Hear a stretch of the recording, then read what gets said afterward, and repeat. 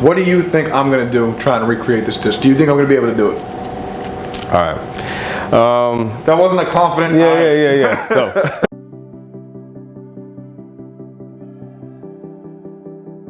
Hey guys, Shane DiMaio for the Staten Island Advance, and this is another episode of Recipe for Disaster. We take your homemade recipes, Staten Island famous recipes, try to recreate them in my kitchen, hence disaster. We're at Nacho Mama here on Richmond Avenue, relatively new place. It's vegan food. I've never made it before. We're gonna go inside, we're gonna talk to the owner. He's gonna make a dish. I'm gonna try to recreate it, jambalaya for today.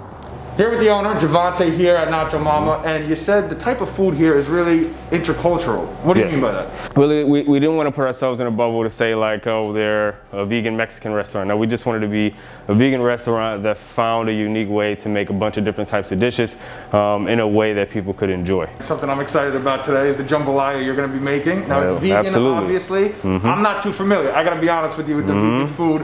What goes into making this dish that we're going to have today? Jambalaya is a very, very flavorful dish. It's all about the spices. A lot of jambalaya is seasoned with a lot of plants anyway. So making it vegan isn't necessarily a big deal. All we're really doing is eliminating the meat, adding some vegetables, and that's really going to be the gist. I'm excited to try this vegan jambalaya. Get in the kitchen and check it out. All right, sounds good. Let's do it. All right, well, here we go. Jambalaya, vegan style. See how it goes, man. Yeah, man.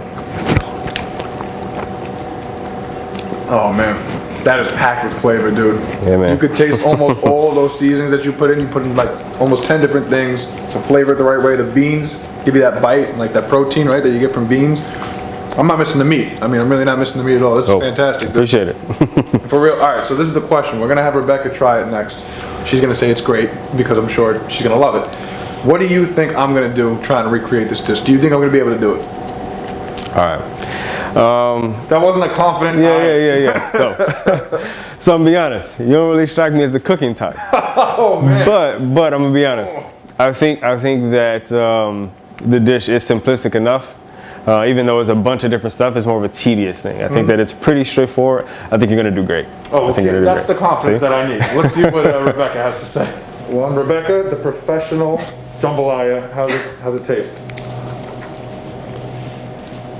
It's amazing. You really can taste all the flavors like Shane said. I think that he might do an okay job because the ingredients are pretty simple, but I don't know, he's gonna find a way to mess it up. All right, guys, back in the kitchen where I'm making the vegan jambalaya here myself. Javante showed me the recipe at Nacho Mama, and this is what we have to start with: the brown rice and the beans. Now, first off, he already has the rice made. So if anything's gonna make this taste not good, it's the way I cook rice, which I don't really know how. And the red beans and the white beans, which are not part of the recipe. It's supposed to be pinto beans, but they didn't have any in the store. So I'm gonna prepare this first, and then we'll start chopping the vegetables. All right, so the first thing we're gonna do is we're gonna start off by finely dicing just a half cup of green pepper, half cup red onions, and celery stalk. Just get in the saucepan, and you want to saute your onions, your peppers, your celery, in a little bit of oil of your choice. Brown rice is done. It's fluffy. It's delicious. Looks good.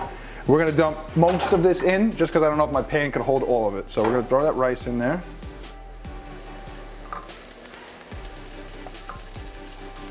And then we're gonna grab 3 cups of cooked pinto beans as well. And from there, you really just kind of want to add all of that seasoning. So we're working with about 6 or 7 different seasonings to really give that jambalaya some good flavor. A tablespoon of Italian seasoning, 2 teaspoons of garlic. Salt is just 1 teaspoon. We do a Cajun mix, so we do 1 teaspoon of that. Paprika. Next thing, 1 teaspoon of cumin. Don't have that. So what I'm gonna add is more pepper. That makes sense, right? Just a half teaspoon of cayenne, and that's just gonna give it a little bit of a kick. Let's sprinkle that in there. And we'll grab our spoon, ladle, and mix. The one thing we cannot forget, and it's not jambalaya without it, is crushed tomatoes. And you can either crush or bling your own like fresh tomatoes, or you can get some out of a can. It's kind of up to you. We just want 1.5 cups of tomato sauce.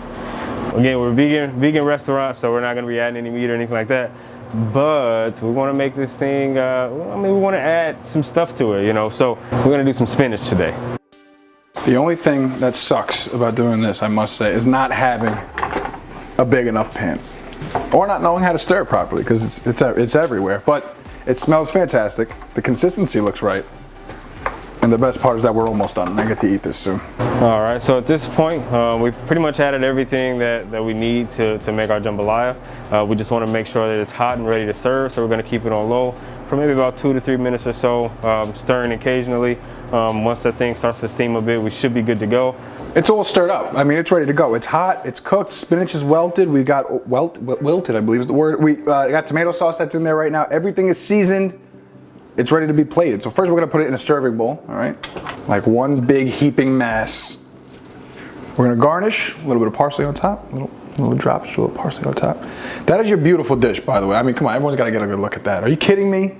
That looks amazing. They should hire me, Nacho Mama. Use the extra money during these times. Okay, we're gonna dig into it. Let's see what it tastes like compared to what Javante does at Nacho Mama. Get a good piece there.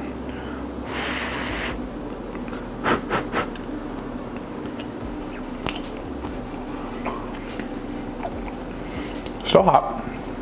All right, initial reaction is that, I can tell you honestly, mine's better, man. Mine's better than Nacho Mama. I'm telling you that right now. This is better. Rebecca's gonna tell you right now. Rebecca, tell her how spicy, how flavorful, how seasoned, how perfectly cooked the rice is, how the beans, I mean, I had my own little twist, a little red, a little white, pinto, Javante, really.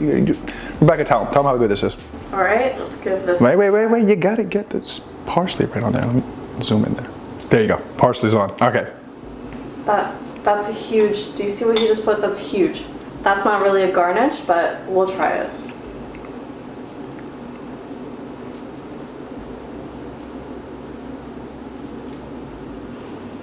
I like the head nod. I think that's a good sign.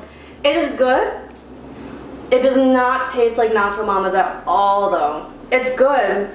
I do think there's a little bit like too much spice in it. Like it really feels like that's a good thing, I guess, but I feel like some of the proportions here were wrong. He was really just kind of throwing in as much rice as he wanted and as many beans as he wanted, and I feel like that's just the problem, is that his ratio was very off. It's good, but it is not Nacho Mama's. Measurements might have been off a little bit. 1 to 10, what are you giving it? I'm gonna give it a 4. If it tasted like Nacho Mama's, I would give it a bigger score, a better score, but because it doesn't taste like theirs, and that's kind of the whole point of this, you're gonna get a 4. Wow. First time she said it was good. Got a 4, thank you. Well, as you can see, as Rebecca said, the glorious mess behind me. It's a lot of work to make this jambalaya. A lot of veggies, a lot of prepping you have to do with the rice and the beans, and everything with the seasoning has to be perfectly right. Otherwise, it will taste like mine and not Nacho Mama's, which is fantastic, by the way. Thank you for the recipe, Nacho Mama. Do you guys have any other recipes? Send them to me and let me know where I should go next for a recipe for disaster. I'm eating all this rice and pretending it tastes like Nacho Mama. Thanks for watching, guys.